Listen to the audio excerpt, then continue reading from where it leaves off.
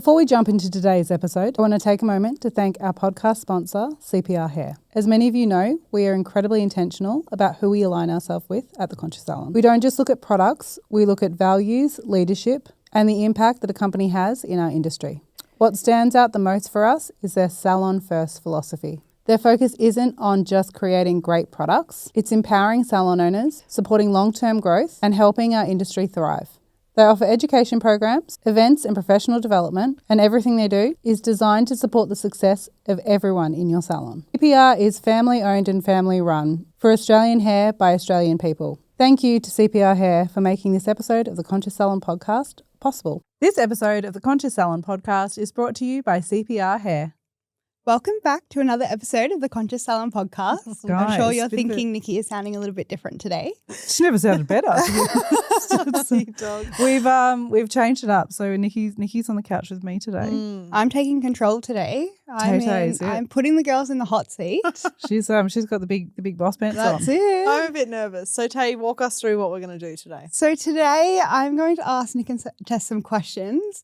I had no guidance, so we'll see how we go. But We said we're going to do a little hot seat yeah, gig. And there was no boundary on the question. So I hope you've gone hard. I have. I had said that I will not answer any sex questions. Oh, I'm not. I mean, Nikki said the same thing, and I will 100%. I won't. Fire away. That's where I do my best work. That's just no. Tess thought we didn't want to waste anyone's time by talking about that. But yeah, like I've just got better things to discuss. It's not what I'm no. But I feel like that's when people like ask us anything. I feel like people like.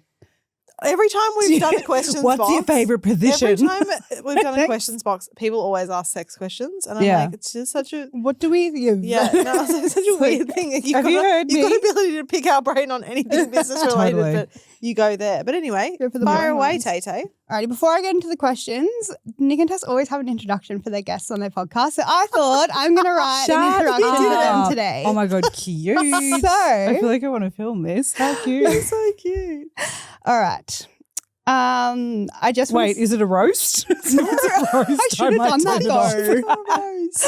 All right. I just want to say that an introduction feels almost impossible to write because how do I put into words the people who have changed my life? Oh. Today's guests are two women who need little introduction to this community, but they deserve every word I'm about to say.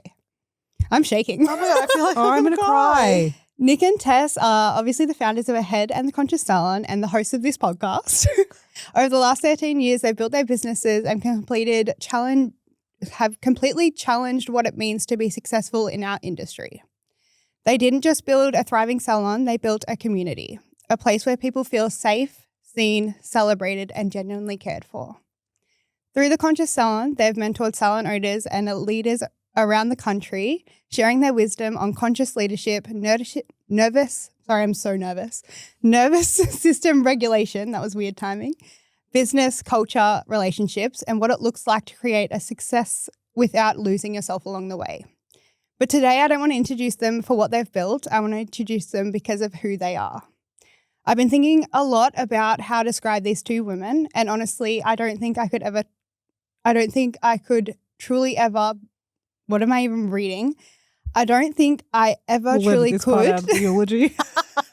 Don't get me to read it. Ever truly could. They mean the absolute world to me.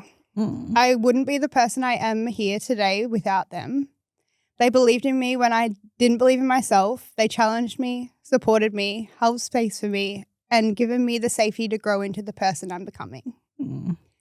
Help. They taught me to regulate myself instead of react. They've shown me what a real leadership looks like and what compassion looks like, and genuinely care for people while they're still looking after themselves. They've taught me that success isn't just about what you achieve, it's about how you make people feel. They've taught, and because I've experienced firsthand, I'm so passionate about what we're doing. I've seen the effects ripple through it. Oh my God, what is wrong with me today? I've seen the effects that have rippled through business and into people's lives. I know how much it has changed mine, and I want others to experience this too. One of my favorite things about these two is how beautifully different they are. Nic is the calm, the grounded one, the structured thinker. Were you there this morning when she was bossing me around? The structured thinker who brings clarity, wisdom, and a sense of peace wherever she goes. Tess is the creative spark who brings the energy, the fun, the big ideas, and the beautiful chaos that remind us not to take life too seriously. I knew chaos was going to be in there. Of course it was. Chaos Queen. Separately, they are incredible, but together they're something really special. They balance each other in ways that's impossible not to admire. They are not just my bosses, they are my mentors, my biggest supporters, my friends, and over the years have become family. Sisters in every sense of the word. They constantly put themselves in rooms where they can learn, grow, and evolve because they know that they can only take others as far as they are willing to go themselves. They lead with courage and curiosity, and because of that, they've impacted thousands of people throughout the industry. Today, the tables are turning, and I'm usually the one in the hot seat, but I'm going to put them in the hot seat. So welcome our guest, Nic and Tess. That made me cry. That is so beautiful. I really wish I read that better. I love that it wasn't, but like, I love you, and That's made me really emotional. And I'm happy to take a question on a blowjob if you have. That's a bonus one at the end.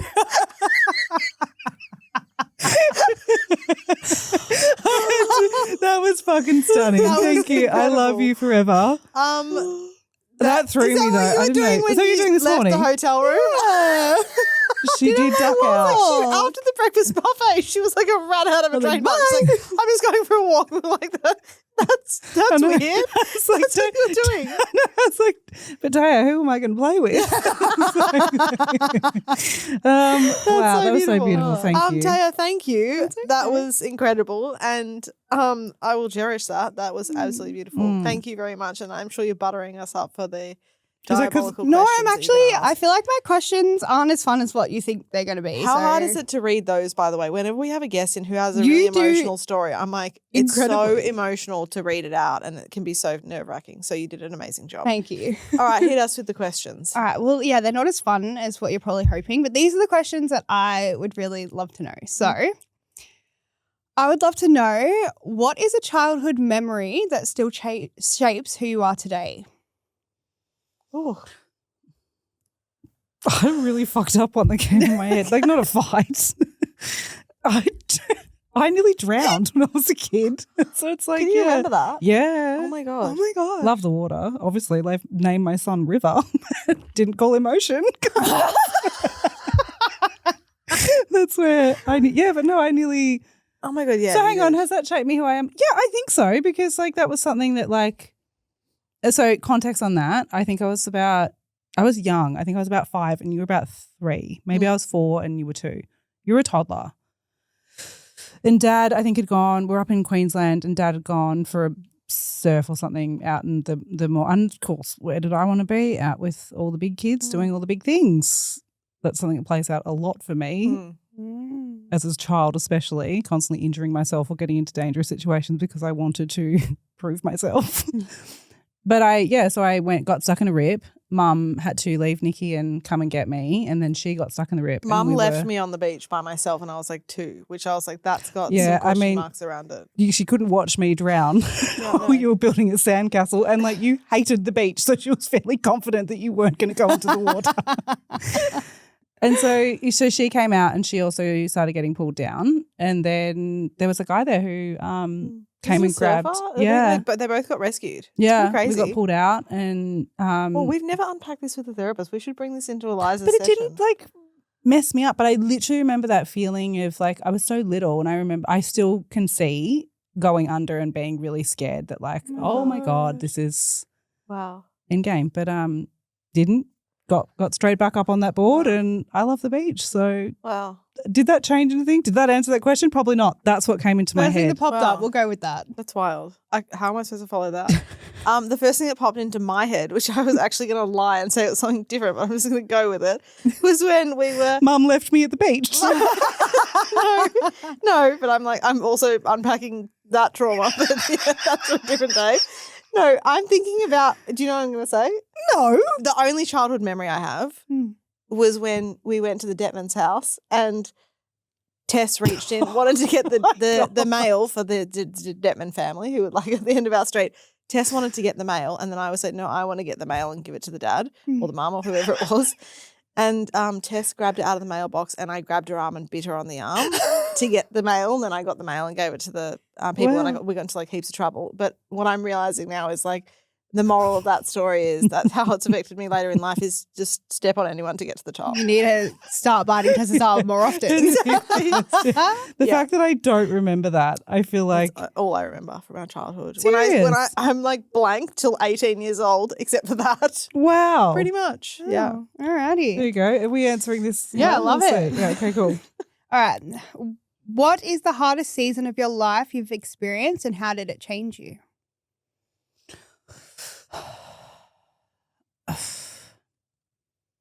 That's a big one. I feel like, I mean, obviously mine was when Al passed away. That's my best friend who passed away when we were 27. That was full on.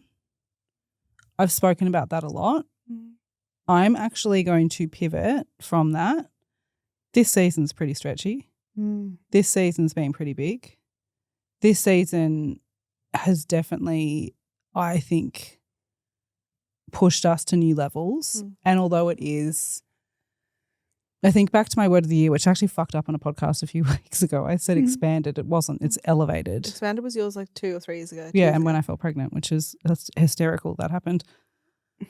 Elevated was the one that I've done this year, and we are elevating and we are moving into the next level. I think I thought elevated was going to be like just like fine tuning, I would say, and I feel like it has pushed us into a whole new realm, which has felt really uncomfortable, and it feels so much has come up. Inner critics come up, like imposter syndrome. Like, who the fuck do I think I am to be going and doing these events or speaking like this or showing up the way that I am? But outside of that, like the mum guilt, like we've had a lot of time away from our families. We've sacrificed a lot. We've moved a lot and we've held a lot. And I think this season has been really, really, really stretchy. So now. Yeah.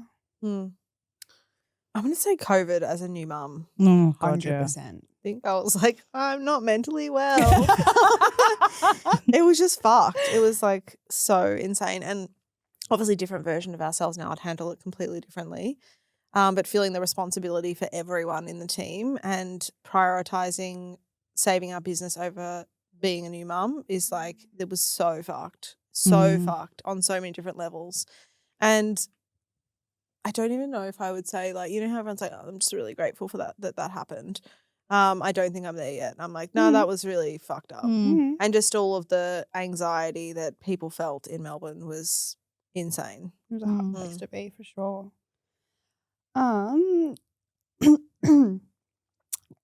What is the hardest truth someone has ever told you that ultimately changed your life for the better? I've got mine straight away. Beautiful. One of my mentors told me I give proving energy. She was like, you try too hard and you give proving energy. And I remember it was like a slap in the face. And I was like, but I don't. And she was like, you're doing it now. And it was like that was one of many wake-up calls that I've had. But I remember she was like, you don't need to prove, like you're giving like too much proving energy. And from that day forward, I was like, whoa, I have to stop trying to prove my worth or prove why I'm good or prove my value. And I was like, done. It was like such a slap in the face, but I remember being like, this is a defining moment. Oh, I'm trying to think of one. Can you repeat the question again, Tae? Sorry. I just deleted it, so it was, what is the hard truth that someone has told you and then it's changed you for the better? Oh, fuck me.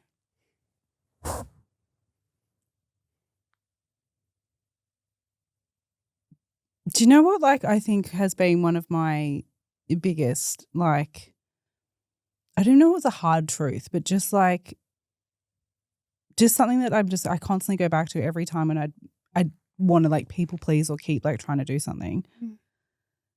Like, I always think about I was always in this rush to like get through life and achieve everything at such a like young age, right? So it was like, we opened a business at 21 and 23.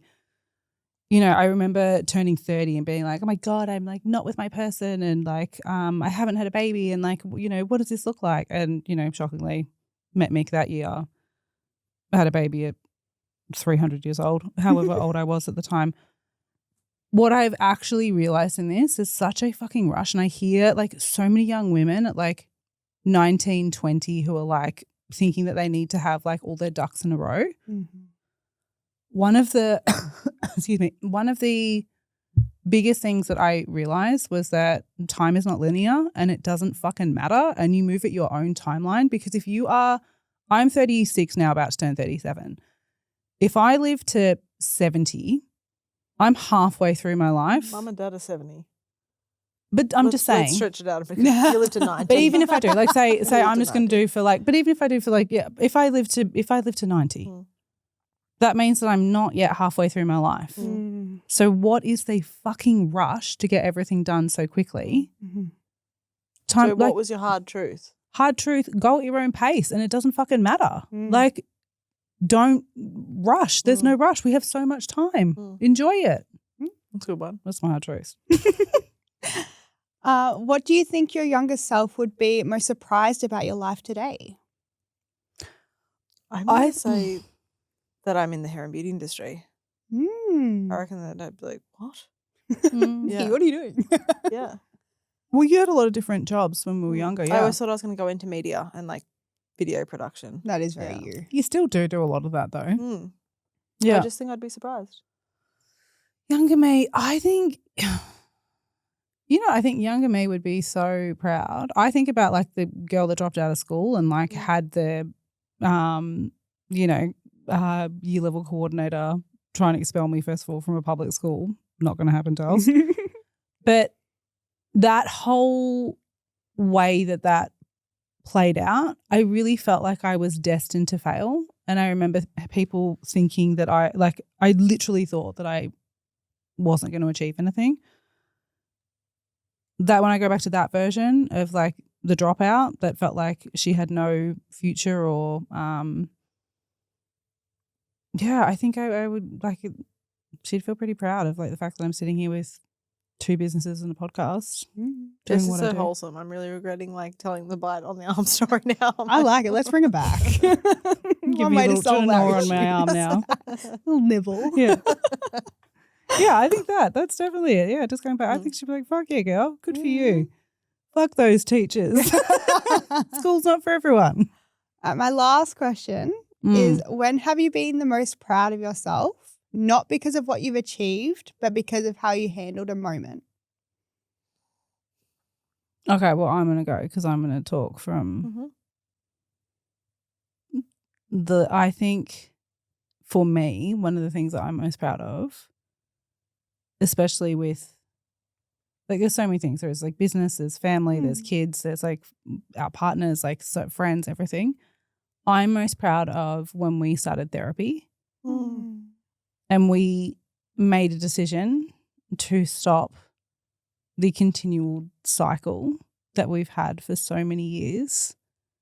And even though it's been uncomfortable and even though it's been stretchy and we've been triggered and we've had all of the things, that's something I am so proud of, because I feel like the impact and the ripple effect that we will have from that and have had from that. True.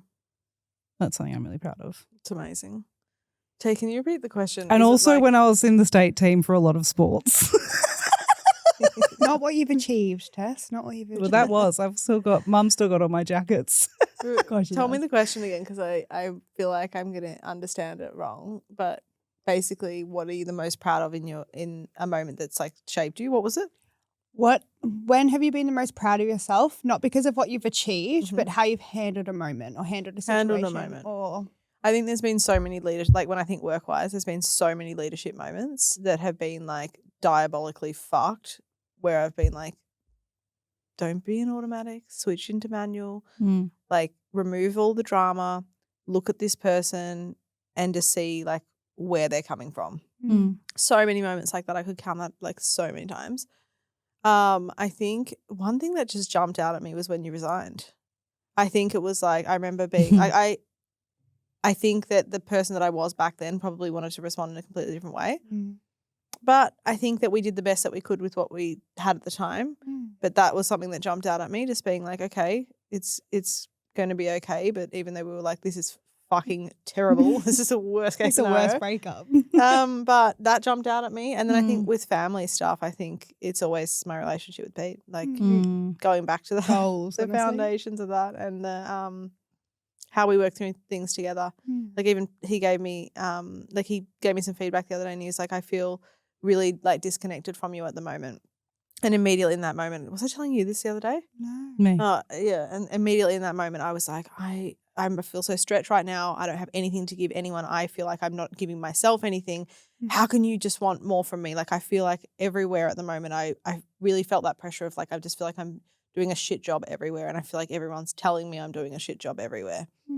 And I had that real moment of like, as soon as he said to me, like, oh, we just haven't spent any time together, blah, blah, blah. It felt like a complaint. And my body went like, oh, he's telling me I'm not doing enough for him. And then I said to him, I'm just going to try and really put myself in your shoes and understand where you're at.